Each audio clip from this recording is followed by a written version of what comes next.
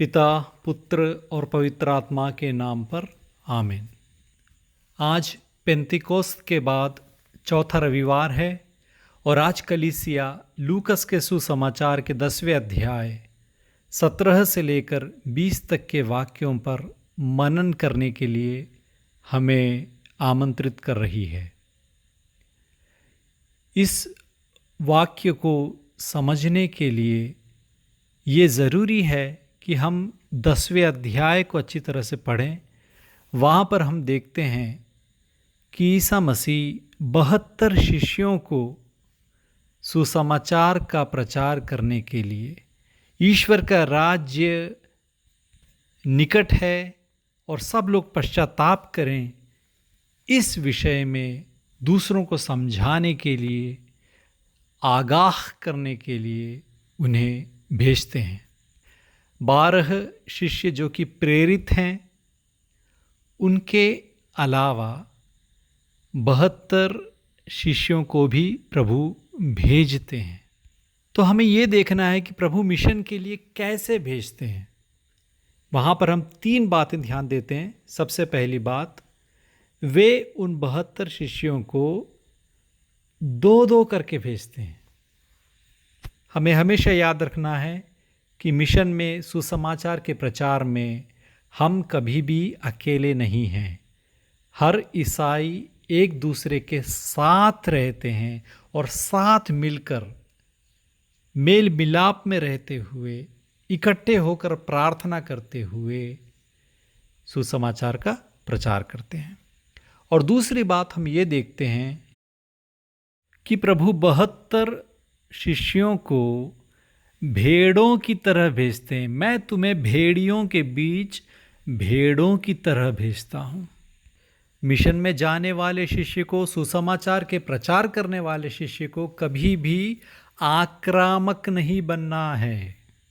शांत स्वभाव के साथ, विनम्रता के साथ प्रभु के वचन को फैलाना है। और तीसरी बात, प्रभु ये कहते हैं कि तुम ना थैली लो, ना झोली लो, ना जूते ले लो।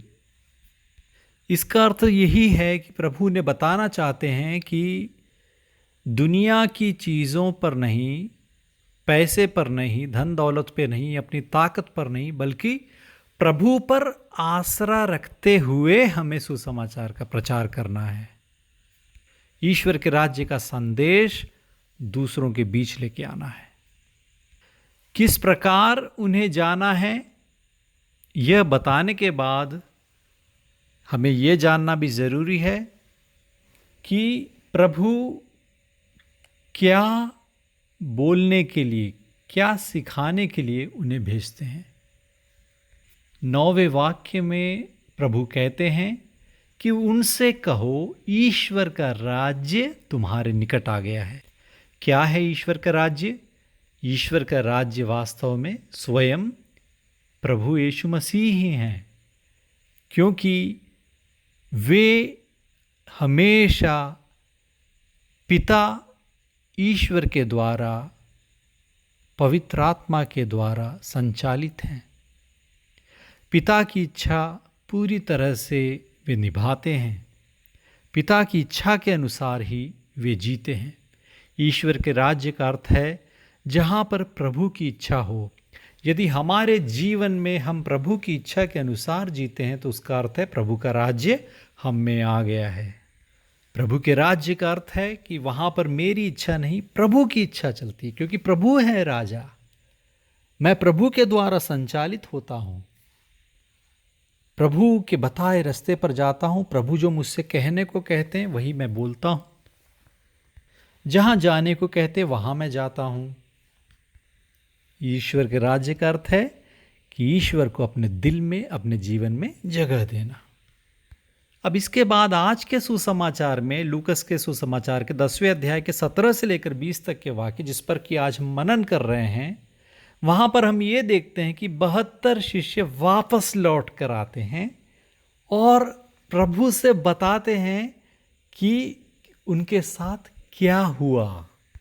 वे बहुत खुश होते हैं और बहुत ही खुशी से प्रभु को आकर बताते हैं कि क्या क्या हुआ। रोगियों को उन्होंने चंगाई दी, अपदूत तक भी उनके प्रभु के नाम पर अधीन होते हुए उन्होंने देखा।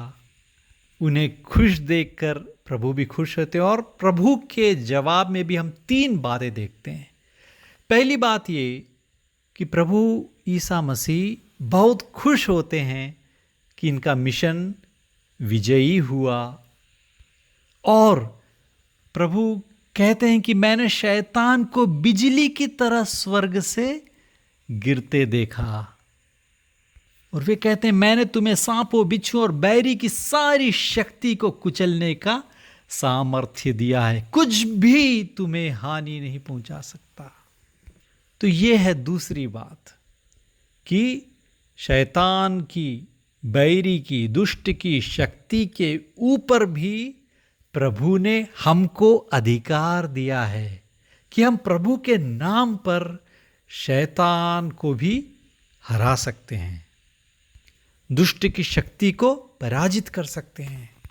ये हमारे अकेले के बस की बात नहीं है, हम इसमें अक्षम हैं। हम में इतनी हिम्मत नहीं कि हम शैतान से युद्ध कर सकें। लेकिन शैतान से यदि हम युद्ध करना चाहते हैं तो हमें पवित्र आत्मा की शक्ति से भरपूर होना होगा, क्योंकि पवित्र आत्मा खुद ये लड़ाई लड़ेंगे। हमें सिर्फ पवित्र आत्मा को बुलाना है, प्रार्थना करना है, परहेज, उपवास करते हुए, फास्टिंग करते हुए, प्रार्थना करते हुए पवित्र आत्मा की शक्ति को बुलाना है। और हमारे द्वारा पवित्र आत्मा खुद शैतान पर अपनी विजय हासिल करेंगे। उनके बिना हम कुछ नहीं कर पाएंगे। हम अकेले के दम पर शैतान के सामने बिल्कुल भी नहीं टिक सकते। लेकिन प्रभु ने कहा है कि मैं तुम्हें पवित्र आत्मा का वरदान दूंगा। पवित्र आत्मा जब हम में आते हैं तो पवित्र आत्मा की शक्ति से हम शैतान को, दुष्ट को, बैरी को आसानी से हरा सकते हैं। और यही प्रभु देखना चाहते हैं।